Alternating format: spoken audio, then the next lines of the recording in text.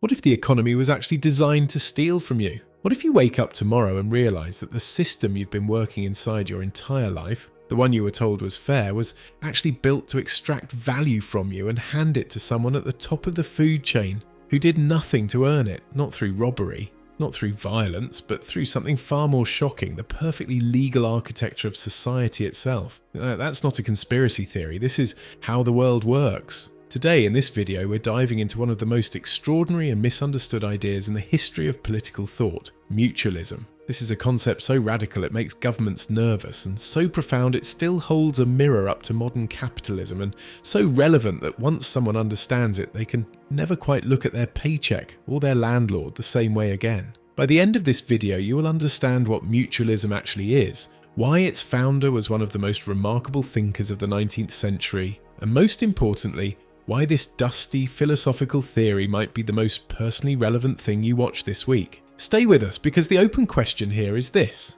what if the economy isn't broken? What if it's working exactly as designed for the people not doing the work? Part 1. The man who said property is theft. In 1840, a French printer and self-educated philosopher named Pierre-Joseph Proudhon published a book called What is Property? And answered his own question with a phrase so startling it got him hauled before the courts.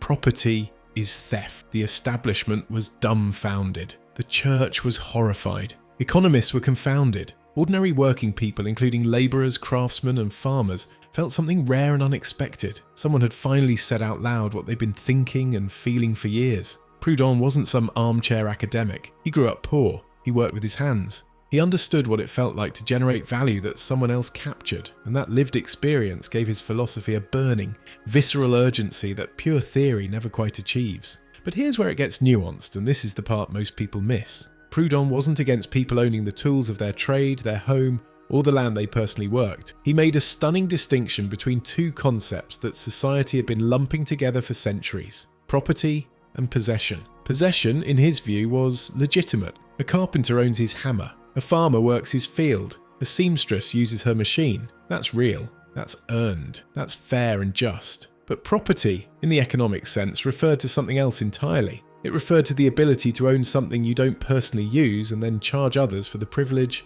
of using it. Think of an apartment building owned by a corporation in another country. That is property. It is a way to make money just by owning a piece of paper. Possession, on the other hand, is the home you live in, the tools you use to craft furniture, or the land you actually farm. Property, Proudhon argued, was the startling machinery of exploitation. This was not some monstrous villain twirling his moustache, but a quietly accepted legal arrangement that had somehow come to define the entire civilized world. Think about a world where you couldn't be a landlord or a corporate shareholder who does no work. Envision if the only way to earn a living was to actually create something or provide a service. Part 2. A problem nobody wants to name. Here's the disconcerting reality of modern working life. Someone wakes up, goes to a job and spends 8 hours generating value, but they don't receive the full value of what they created. A portion goes to rent the building, a portion services debt, a portion goes to shareholders who contributed capital but no labour, and the remainder, often a disappointingly thin slice, arrives as a wage. Now, most people accept this. The standard explanation is that capital takes on risk, and risk deserves reward. And that sounds reasonable enough on the surface, but Proudhon would ask a profound follow-up question. Where did the capital come from in the first place? And who decided that access to existing wealth should entitle someone to a permanent, compounding claim on future labour? The philosopher Karl Marx, who read Proudhon and famously argued with him, they had a genuinely fascinating intellectual rivalry, called this process surplus value extraction. But Proudhon arrived at a similar gut-level truth through a different door. His vision wasn't state socialism. He didn't want the government to take over the factories. The thought of swapping one authoritarian master for another was, to him, not a revolution. It was a rebranding. What he wanted was something far more elegant, more personal, and more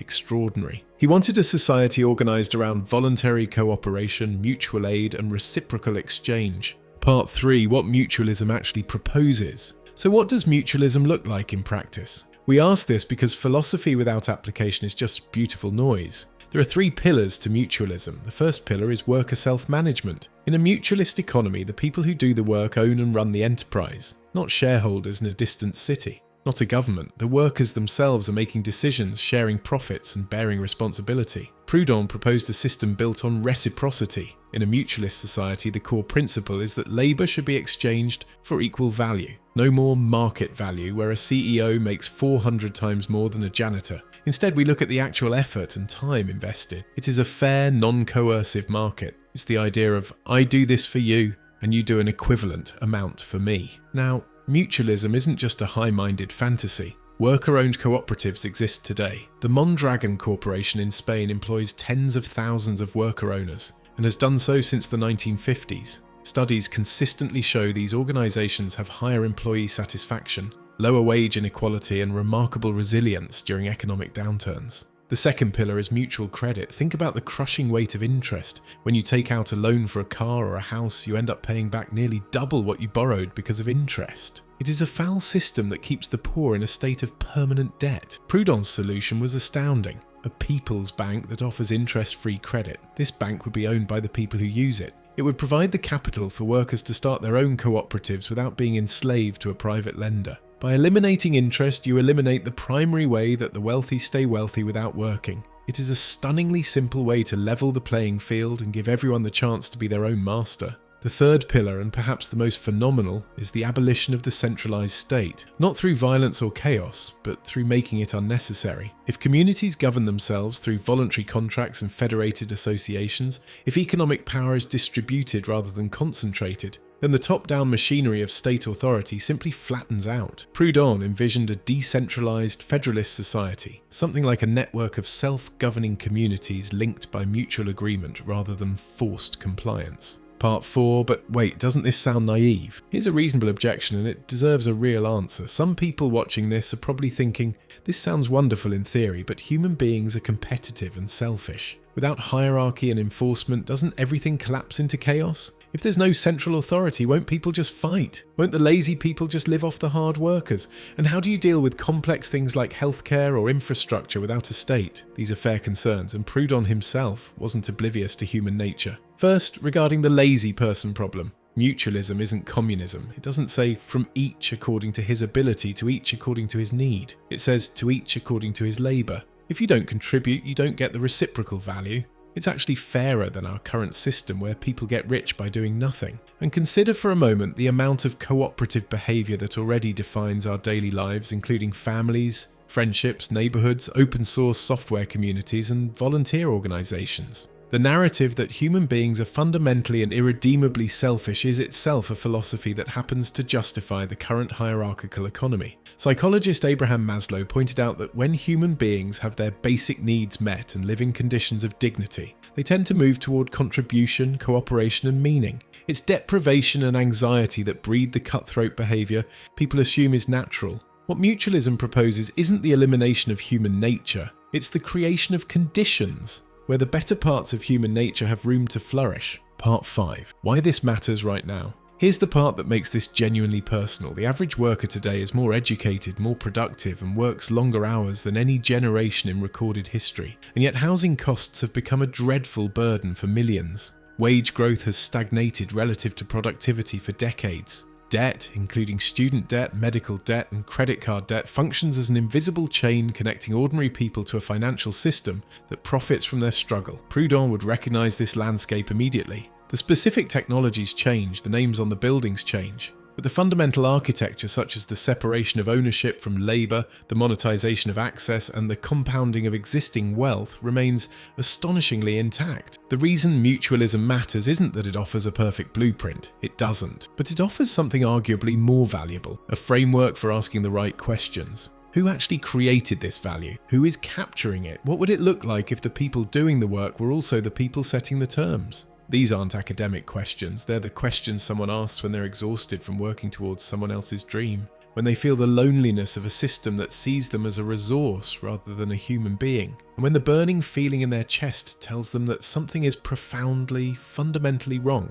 even if they can't name it yet. Part 6. Extraordinary relevance of an old idea. Proudhon wrote his theory of mutualism nearly 2 centuries ago, but the staggering thing about genuine philosophical insight is that it doesn't expire. It waits. It waits for the moment when conditions create enough cognitive dissonance between what people were promised and what they're actually experiencing, and then it becomes the most urgent and relevant thing in the room. Someone watching this video right now probably isn't planning to create a commune or dismantle the banking system before dinner, but understanding mutualism does something quiet and profound. It gives language to a discomfort that might have been sitting unnamed for years. It says that your intuition, the one that says work should hold meaning, that the creator of value should actually own that value, and that cooperation is a mark of wisdom rather than weakness, isn't naive. It's ancient, it's documented, and it's been argued for brilliantly by some of the most remarkable minds in human history. It's a way to start thinking about how you can create small, mutualist spaces in your own life, whether that's through joining a credit union, supporting worker-owned businesses, or simply rethinking your relationship with your neighbours. The world is built on ideas, and the most spectacular act of freedom any person can engage in is choosing carefully and consciously which ideas they decide to live by. Proudhon believed in the dignity of ordinary people. He believed in the vast potential of voluntary cooperation, and he believed in a principle that got him persecuted and imprisoned, that a fairer world isn't just desirable, it is indeed achievable.